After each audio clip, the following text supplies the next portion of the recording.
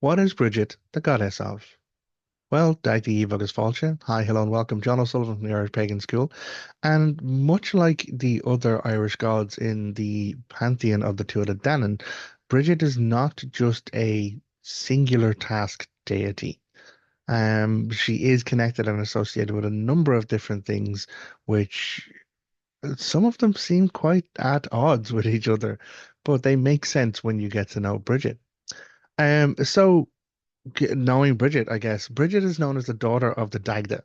The Dagda is the good god of the Tuatha Dé Danann, their god of druidry, but he is also god of hospitality, abundance, fertility. He is a god of music who turns the seasons. But there's a lot, and I'm not turning this into a Dagda video, so don't worry. We're gonna get back onto Bridget. But in order to understand the multifaceted expression of Bridget, we kind of need to look at where she gets it from, which we know from the lore she's daughter of the Dagda, who is a probably the most multifaceted god, capable of pretty much everything.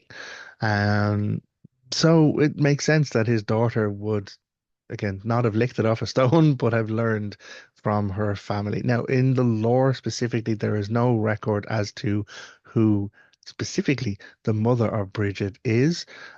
She is referred to as daughter of the Dagda, which is interesting in some ways because some of the gods are known by their matriarchal lineage as opposed to their patriarchal lineage, and they're known for their mother's name as opposed to their father's name. But it kind of flips back and forth depending on who you're talking to or who you're talking about when it comes to the gods. But to get into Bridget herself, she is a goddess of healing, but she's also a goddess of smithcraft. And this is where that kind of juxtaposition seems to be at odds in our more modern sense. But when we look back at the information and look back at the culture that we're talking about, smithcraft was magical transformation. It wasn't just a creation craft involving metal. It was almost an alchemical transmutation, taking raw ores and then smelting them, hammering them, knowing how to work with fire, knowing how to work and wield with the hammer and the anvil and all the rest of it to take something that comes raw from the earth and to forge it, to remake it, to burn away that which doesn't serve, and to leave something much more sturdy and much more tempered. Um, it was magic. And that's why in a lot of our older lore, even down to the Brehon Nemeds, the ancient laws of Ireland, there was a lot of specific information about blacksmiths associated not just with the craft of smithing, but also their ability to change and alter things, to improve someone's fortune or to care for someone's life. So much so that when the Christian influence or Christian colonization, call it what it was, of ancient Ireland happened, they went for blacksmiths hard. They specifically went for blacksmiths hard. In fact, there's a famous prayer known as St. Patrick's breastplate, and it talks about like, the dangers of Deancach, the god of healing, but then also the sharp-tongued women and blacksmiths, because blacksmithing wasn't just again, forging metals, it was this transformative, transmuting circumstance. So taking and understanding that information and the role of that within a culture and applying that to a human circumstance, it would make sense that, she is capable of healing and she's very much aware of how to change and transform people's connections and their lives. So she is said to be, again, goddess of healing and goddess of smithcraft. And things get a little bit blurry when it comes to Bridget because we have later stories of Saint Bridget and her processes and her assistance in the island of Ireland, but that seems to be okay, well, there are different ways to look at it. Either Saint Bridget is an entirely different entity, or is a an appropriation of the goddess Brigid or Bridget into early Christian society, or is a reoccurrence or a transmigration of spirit from Bridget in a previous life into the nun circumstance or the Christian circumstance. Now, other people turn around and say that Bridget is a goddess of poetry, but she's not specifically a goddess of poetry. What it says is that she is the goddess that poets pray to. Now, does this make her a goddess of poetry or performing poetry? I don't know, but the fact that it's the poets pray to her or look to her for favor or inspiration, means that there is that association with poetry, but it is that poets would look to Brigid and pray to Brigid. One of the other very important things to associate with Brigid or to learn about knowing about Brigid is that she is a mother. She is a definitely 100% a mother. She was wed to Bress, who was the king in Ireland before the Fomorian invasion, and it was Bress's poor rule that led to the Second Battle of Moytura. But she was, in some way, in the role of goddess of sovereignty at that point, having been wed to Bress, and they have a child by the name of Ruadon. Now, Ruadon is almost a tragic character because he is raised in the house with a mother who's Tuatha Dé Danann, a father who is Tuatha Dé Danann and also Fomorian.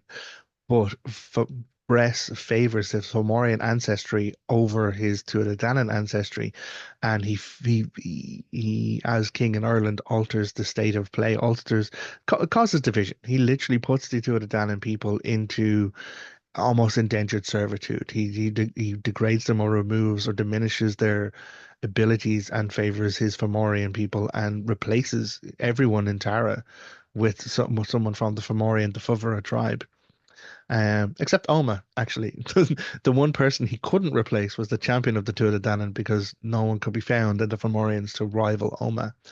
Um, but a child like that, Ruadon raised in that household, is very much pulled between narratives, pulled between his ancestry, and he is fed this narrative of one is better than the other, as opposed to both sides make something more beautiful together. Um, so when we get later on in the story, and Bress has been deposed, he gathers a Fomorian warhost, he invades Ireland. Ruadon being raised with this twisted perspective almost. This is he's caught in between, and in order to try and prove himself to his father, who he desperately is trying to seek approval from, um, he promises that he will get involved and he will like harm the Tuatha Dé Danann in order to gain his father's favor. He tells the Fomorians where the Tuatha Dé Danann have built their healing wells so that the Fomorians can fill it full of rocks. But when that doesn't really stop the Tuatha Dé Danann, he promises to go one step further and he says that he will personally slay Gwivnu. Gwivnu's the smith of the Tuatha Dé Danann, and when everyone was promising what labors they would give for the upcoming invasion of the Fomorians, the three gods of craft, the three Dini Danan, Gwivnu, Lukcha, and Krejna, came together and said that they would make spears. Gwivnu would make the point of the spear. Lukcha, who was the woodworker, the right, would make the shafts of the spear, and then Krejna would make the bolts that would combine them all together. And Gwivnu went one step further, and he promised that every wound that was cast from one of the spears he made, from a spearhead that he made, would be a mortal wound. And it's not just a case of, oh, well, it's you could get hurt, but a mortal wound was pretty much death. It was a death sentence. Um, so Gwivnu is providing and setting all of this skill, which means that the Fomorians are in a bad way if Gwivnu is creating these weapons. So Ruadon says, well, I'm Tuatha Dé Danann, I'm sorry, I'm son of Brigid, daughter of the Dagda. I'll go to Gwivnu and I'll get him to make me a spear so I can take part in the battles. Young, impressionable child that he is. Now, it doesn't give an exact age, but all of the narrative of Ruadon does seem full of impetuousness and hubris to a certain degree, a lack of discipline or a lack of wisdom, which we only sometimes gain with age. So Ruadon goes and he pleads and he pleads, and Gwivnu eventually says, "Yeah, I'll make you a spear." He makes the spear, and as soon as Ruadon takes it in hand, he stabs Gwivnu with it. This is a spear made by Gwivnu that, it's pretty much guaranteed death for anyone who gets stabbed with it. Except it seems for Gwivnu. And this might be part of this smithcraft and this understanding the ways of creating things that harm would mean that you would need to know the ways that they would not harm or that, the way the body would work. So Grivnu gets stabbed with one of his own spears, which should be a death sentence, but he takes the spear out of himself, and then he stabs Ruadon with it. And then that's when it gives a mortal wound, and Ruadon is slain. Now, Gwivnu does have to go to Dienchecht, the god of healing, to receive care, but Ruadon is gone. Mortal wound, game over.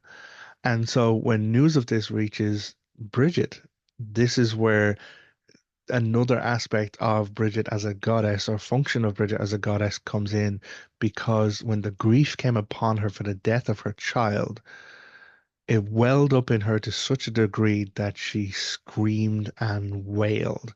And it says in the story that this was the first keening that was heard in Ireland.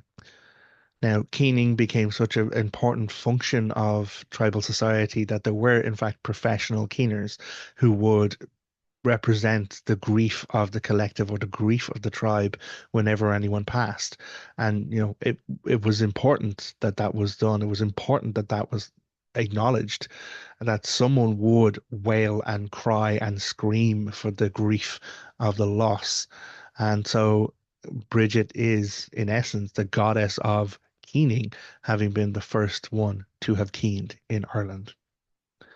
So, there is a lot to know about Bridget. She is an amazing, fantastic deity. We have classes on her at the Irish Pagan School, which are available there, irishpaganschool.com. And as ever, we have over years worth of free resources there in irishpagan.school/free. So you can pick up a whole lot of stuff, get started, stuck in, explore the Irish mythology, spirituality, culture, heritage. And if you have any questions or questions, pop them in the chats wherever you're seeing this, wherever you're hearing this, put it in the comments, and I'll do my best to try and come back and answer it for you. So until next time, look after yourself. Take care. August Slán. Goodbye.